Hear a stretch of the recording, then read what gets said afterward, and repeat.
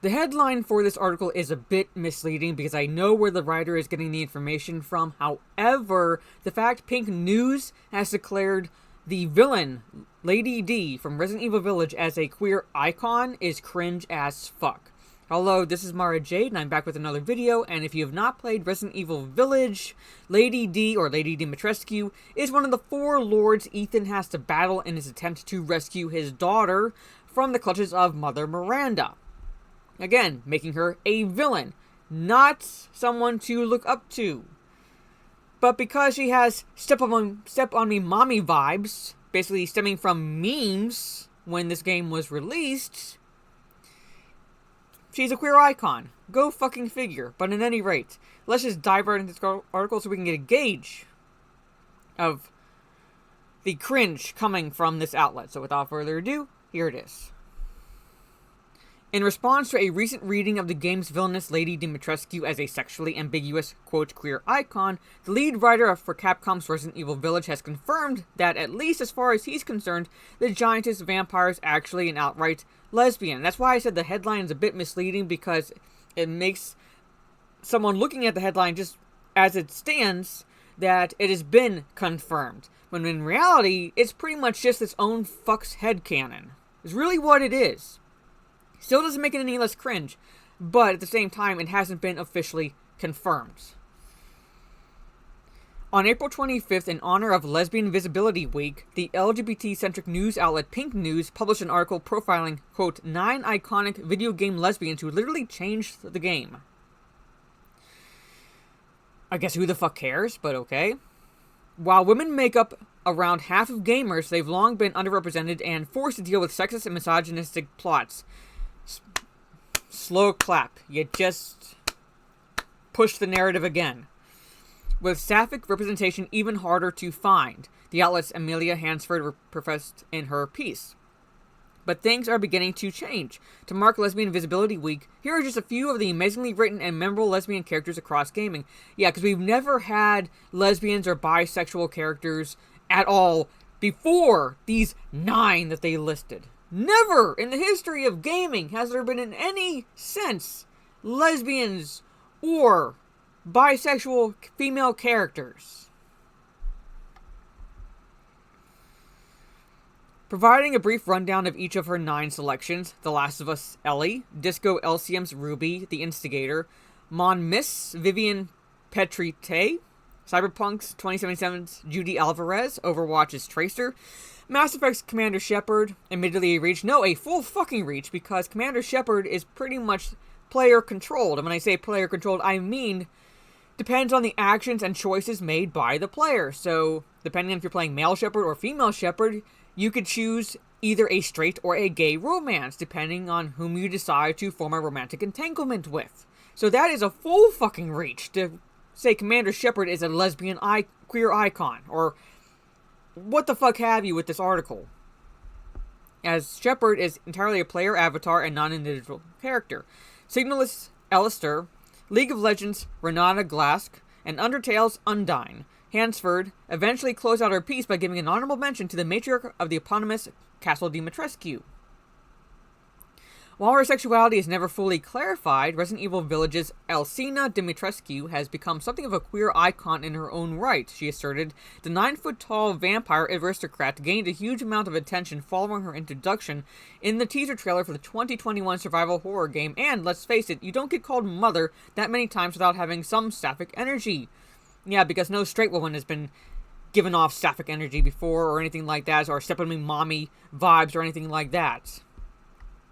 No, it must mean that she's a lesbian.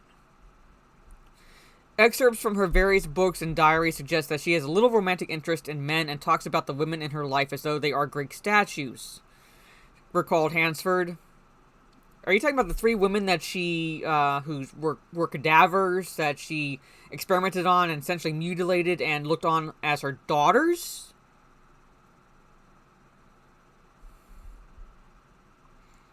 No matter her true sexuality. So what if Capcom, when I say Capcom, I mean official Capcom, comes out and says anything counter to this? Are you going to stand by these words no matter her true sexuality, or are you going to bitch and moan and piss all over yourselves because she did not live up to your own headcanon. Dimitrescu is worth a mention because she will forever be the tall vampire lady that we queers truly need. Alright, okay, so before we get into what the head writer or lead writer has said, let's just go over here real fast on the Resident Evil Wiki fandom page, alright? Okay, this is for Lady D. Okay, this is the queer icon they need, alright?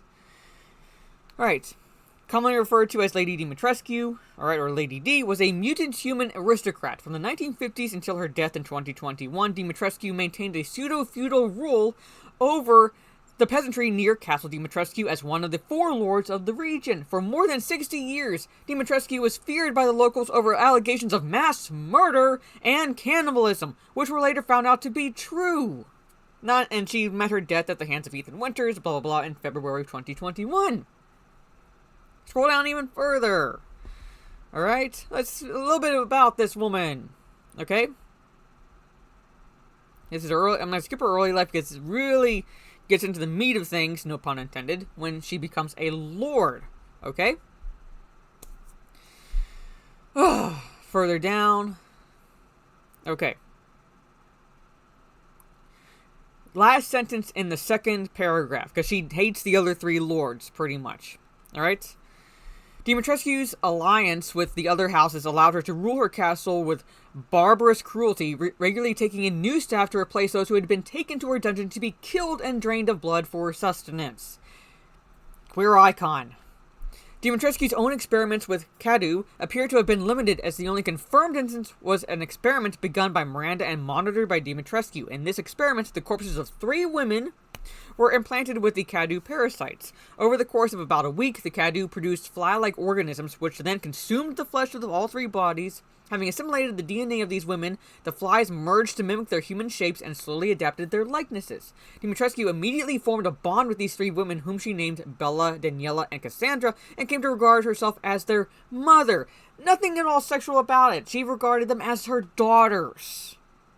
Alright? They obeyed Dimitrescu without question and were similar to her in that they were ageless and reliant on vampirism for sustenance.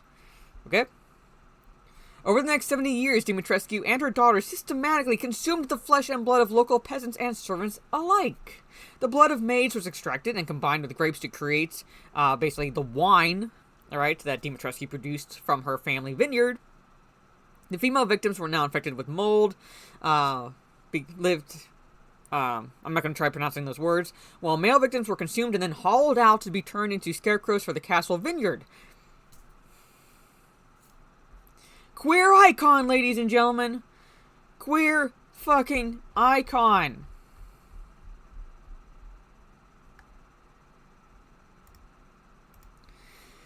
Scrolling back further, however, this ambiguity regarding Lady Dimitrescu's sexuality would soon be put to rest by Resident Evil Village lead writer Anthony Johnson.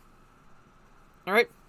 A storied author whose past works include the original Dead Space, Middle-earth: Shadow of Mordor, and the original graphic novel The Coldest City, which has since been adapted for the silver screen as Atomic Blonde, Johnson took to his personal Instagram roughly a week after the publication of Hansford's article to declare, quote, "I can't speak for everyone else at Capcom, obviously, but as far as I'm concerned, the only thing about men that makes Lady D horny is their blood." It's the lead writer's headcanon. It has not been, this does not mean it's been confirmed that she's a lesbian, alright? It has not been confirmed because Capcom has not officially weighed in on the canonicity of Johnson's post-release revelation, pretty much. Again, this is the Instagram post, alright? This is not in any way confirmed that she's a lesbian. However, the fact that she is at all considered a queer icon, as I said, is cringe as fuck. She's a villain. She's not someone to be admired at all. Yes, the memes are step on me mommy and all that stuff pretty much, but the fact remains that I don't know what it is about, like, members of this community. Why do they gravitate to the perverse, the villainous, and so forth? Like, if a villain is, like, represented as queer, oh my god, we have representation. I'm like, you're not supposed to root for this fucker. Villain, villainous, so forth. I don't know why they at all do this, but at any rate, what are your thoughts on the comments below. Did you play the game? Did you not play the game? I played the game and beat it, so I know about the 4 lords that you have to fight and why Mother Miranda has taken the baby Rosemary, Ethan's daughter, to the village, and why you have to rescue her and so forth. But what did you think of the game? If you played it, did you like it? Did you not like it? What did you think of the 4 lords? What do you think of Lady Dimitrescu at all? Did she give off any vibes of this nature whatsoever? What are your thoughts? Let me know all that fun stuff down in the comments below. I'll be live later tonight on my YouTube for another top 10 discussion. This time, top 10 film scores and or soundtracks. Alright, so I'm including basically, if you want to do all scores or all soundtracks or a combination of the two, I'm going to try to do a combination of the two. Scores are relatively easier for me than soundtracks, but I'm trying my best. But at any rate, if you want to participate in that, have your list ready to go at 8 p.m. Eastern for the stream I do with my co-host. Fun times, hopefully. Does not mean that the movies themselves that we pick are cinematic masterpieces. We're just picking our favorite scores and soundtracks. Alright? So, again, like, share, subscribe, all that fun stuff. This is Mara Jade. Catch you on the dark side, and